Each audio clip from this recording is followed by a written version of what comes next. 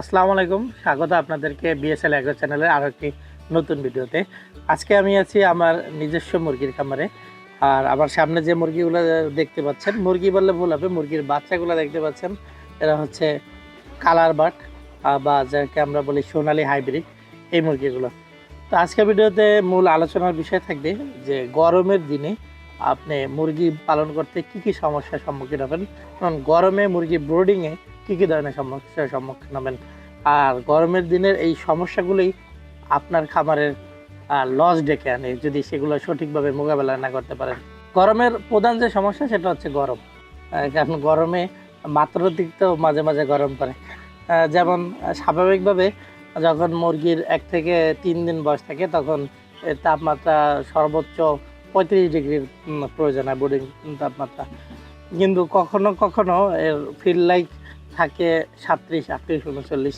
যখন মুরগির বাচ্চার এরকম তাপমাত্রা আসে, অতিরিক্ত যখন তাপমাত্রা হয়ে যায় তখন মুরগির বাচ্চা হিট স্ট্রোক করে মারা যায়। আবার কখনো দেখা যায় যে 35-এর একটু কম কিন্তু মুরগির বাচ্চা মানে একক জায়গায় দলবদ্ধ হয়ে আছে, তখন ওদের ভিতরে তাপমাত্রা অনেক গুণ বেড়ে যায়, আর যার কারণে মুরগির বাচ্চা মারা যায়। আবার অনেক সময় দেখা যায় যে বাহিরের তাপমাত্রা হচ্ছে 30-35 ডিগ্রি, আর ভিতরে বাতি টাতিও জ্বালানো আছে, তাহলে তো ভিতরে তাপমাত্রা আরও বাড়বে। তো সেক্ষেত্রে প্রায় অনেক সময় 38 থেকে 40 ডিগ্রি হয়ে যায়, আর তাপমাত্রা বেশি হওয়ার কারণে তখন মুরগির বাচ্চা মারা যায়। তো গরমের দিনে এই সমস্যা সমাধানে যেটা করবেন সেটা হচ্ছে একটা টেম্পারেচার মিটার সবসময়ের জন্য এখানে রেখে দেবেন। আর 1 থেকে 3 দিন বয়স যখন থাকবে, যখন তাপমাত্রা প্রয়োজন হবে 35-36 ডিগ্রি, তখন এর উপরে আর উঠতে দিবেন না। যখনই দেখবেন এর তাপমাত্রা এর চেয়ে বেশি হয়ে গেছে তখনই লাইট বন্ধ করে দিবেন, আর যদি প্রয়োজন হয় তখন ফ্যান ছেড়ে দেবেন। 3 দিন পরে আবার শুরু হয় অন্য সমস্যা, তখন তো তাপমাত্রা 35 ডিগ্রিরও কম প্রয়োজন হয়, কিন্তু তখন সাধারণ তাপমাত্রাই থাকে 35 ডিগ্রি। তখন যেটা করবেন সেটা হচ্ছে আপনি যদি ফ্যানের ব্যবস্থা থাকে ফ্যান চালিয়ে দিয়ে তাপমাত্রা কন্ট্রোল করার চেষ্টা করবেন। আবার টেম্পারেচার মিটার তখন সবসময় বোর্ডিংয়ের ভিতরে রেখেই দেবেন। আবার ফ্যান চালানোর পরে যদি দেখেন তখন দরকার হয় 32 ডিগ্রি, যদি দেখেন 32 ডিগ্রির নিচে নেমে গেছে তাপমাত্রা, তখন ফ্যান বন্ধ করে দেবেন, আবার বাতি জ্বালিয়ে দেবেন। অর্থাৎ ওই সময়টা সার্বক্ষণিক মনিটরের মধ্যে রাখতে হবে। তাপমাত্রা যদি বেড়ে যায় কমিয়ে দিতে হবে, আর কমে গেলে আবার বাড়িয়ে দিতে হবে। গরমে মুরগির উপর থেকে একটা ধকল যায়, বিশেষ করে বাচ্চার। তো তখন সবচেয়ে বেশি যেটা প্রয়োজন সেটা হচ্ছে ভিটামিন সি। তো যদি সম্ভব হয় আপনি ভিটামিন সির বিভিন্ন ধরনের ঔষধ আছে মুরগির জন্য, সেগুলো এনে আপনি দুপুরের দিকে দিয়ে দিতে পারেন। আর আরেকটা বিষয় খেয়াল রাখবেন সেটা হচ্ছে গরমের সময় কিন্তু পানিও সাধারণ তাপমাত্রার কারণে একটু একটু করে গরম হয়ে যায়। তো সেক্ষেত্রে অন্যান্য সময়ের তুলনায় গরমের সময় একটু বেশি পানিটা পরিবর্তন করে দেবেন, কারণ যখন নতুন পানি দেবেন পানিটা একটু ঠান্ডা থাকবে, ফ্রেশ থাকবে, ওরা ঘন ঘন তখন পানিটা ভালোভাবে খাবে এবং বাচ্চাগুলো সুস্থ থাকবে। আর পানি যত বেশি খাবে, খাবার যত বেশি খাবে, অত আপনার বাচ্চা সুস্থ থাকবে। আর পানির মেয়াদ যত আপনার এখানে বাড়বে, ওদের পানির প্রতি অনীহার পরিমাণও তত বাড়বে। আর পানি দীর্ঘ সময় রেখে দিলে তো তার ভিতরে একটু টুকটাক ময়লা টয়লা পরেই, ওরা আবার সেগুলা খায় এবং ময়লাগুলো আবার ওদের পেটে চলে যায়।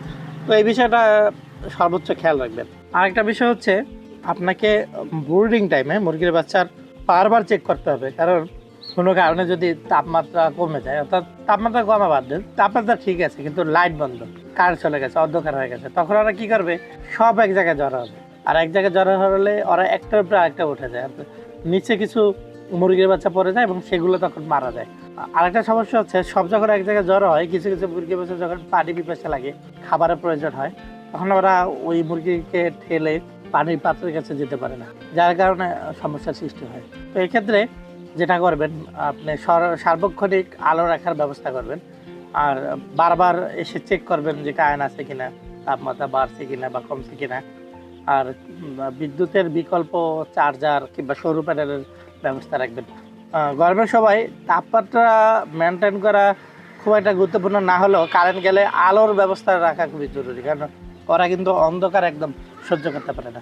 ওরা বড় হলেও সেম একই অবস্থা, কারেন্ট গেলে ওরা সব এক জায়গায় জড়ো হয়ে থাকে, কিন্তু বড় হলে ঝুঁকিটা কম, এই অবস্থায় ঝুঁকির পরিমাণটা অনেক বেশি। গরমে ব্রুডিংয়ের সময় অবশ্যই লাইসোভিটটা দেবেন, ভিটামিন সিটা অবশ্যই দেবেন। আর আপনার চিকিৎসকের পরামর্শ অনুসারে অন্য যদি কোনো ঔষধের প্রয়োজন হয় সেটিও দিতে পারেন।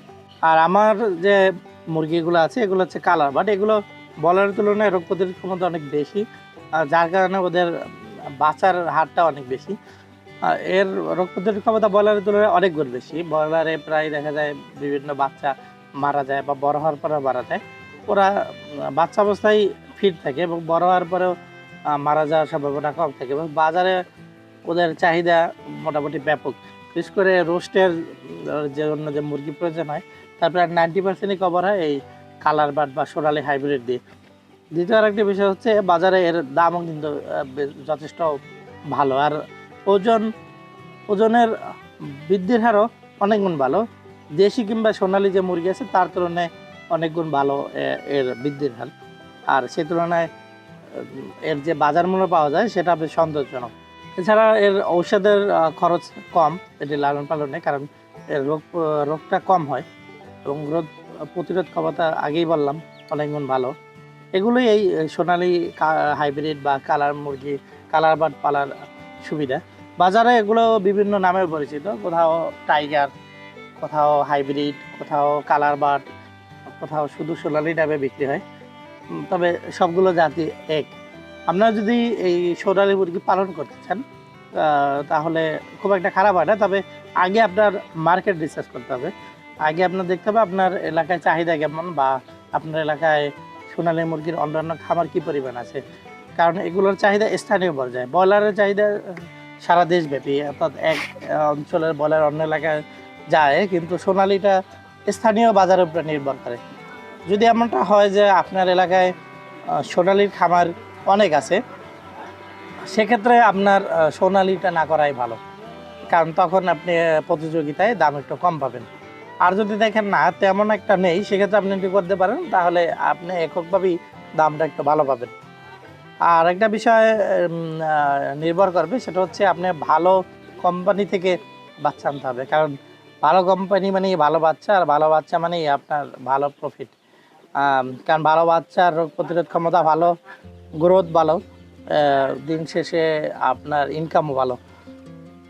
আর অবশ্যই আপনার পরিচিত বিভিন্ন ডিলার পয়েন্ট বলেন বা কোম্পানি পয়েন্ট বলেন, সেগুলো বাছাই করে সর্বোচ্চ যে ভালো ডিলার যাকে মনে হবে তার কাছ থেকে আপনি বাচ্চা নেবেন এবং খাবার নেবেন। এবং খাবারটা নেওয়ার আগেও আপনি পুরানো খামারি প্লাস বর্তমানে অনলাইন আছে, বিভিন্নভাবে আপনি গবেষণা করে নেবেন যে কোন খাবারটা একটু গ্রোথ ভালো হয়, দাম একটু কম হয়। আর সার্বক্ষণিক যে কোনো সমস্যা হলে আপনি সর্বোচ্চ চেষ্টা করবেন আপনার এই বাচ্চা যে কোম্পানি থেকে আনছেন ওর যে কোম্পানির ডাক্তার আছে ওই ডাক্তারের সাথে যোগাযোগ করা। অন্য খামারের পরামর্শ কিংবা মানে অন্য সিনিয়র কারোর পরামর্শে কোনো ঔষধ প্রয়োগ না করাই ভালো।